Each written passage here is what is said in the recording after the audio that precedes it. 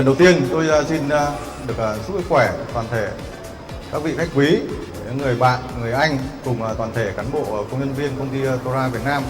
một năm sớm luôn luôn sức khỏe, hạnh phúc và tràn đầy niềm vui.